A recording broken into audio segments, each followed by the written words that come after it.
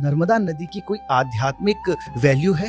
जैसे गंगा जी का महत्व है, वही महत्व या उससे ज्यादा कहें नर्मदा मैया का है। रेवे तद दर्शनात् मुक्ति।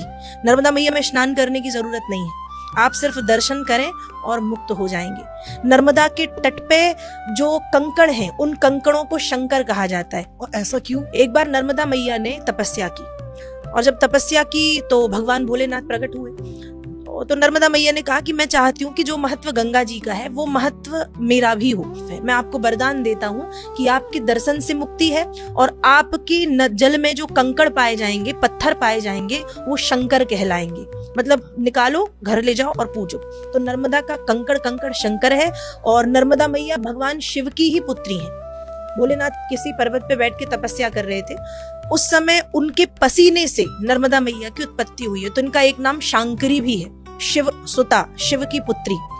और मैंने सुना था कि इसकी कुछ परिक्रमा भी होती है, बहुत बड़ी परिक्रमा। जी हाँ, भारत में नर्मदा मैया ही एकमात्र ऐसी नदी है, न गंगा, न यमुना, न सरस्वती, गोदावरी, कावेरी, इतनी बड़ी बड़ी पवित्र नदियां हैं, लेकिन नर्मदा मैया भारत की एकमात्र नदी है जिनकी परिक्रमा की जाती है।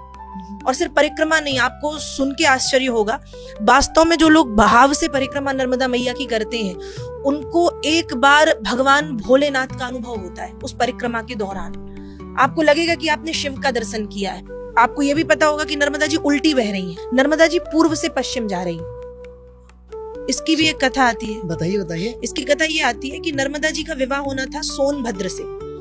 ये अमरकंटक जो स्थान है, वहां पे सोनभद्र नाम के एक राजा थे। तो नर्मदा जी और इनकी शादी होनी थी, विवाह होना था। लेकिन सोनभद्र का जो मन है वो नर्मदा जी की एक सखी थी, या दासी कह दें, जोहिला, उनके ऊपर आकर्षित हुआ, और नर्मदा जी को ये बात पता चली।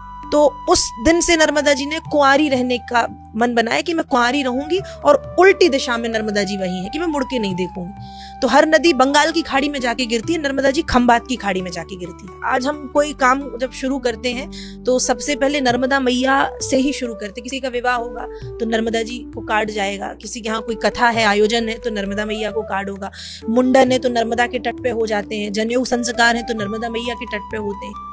और एक बात और है कि नर्मदा मैया प्रारंभ से अंत तक, जब सृष्टि का अंत होगा तो कहते हैं कि सारी नदियों का लोप हो जाएगा, सिर्फ एकमात्र नर्मदा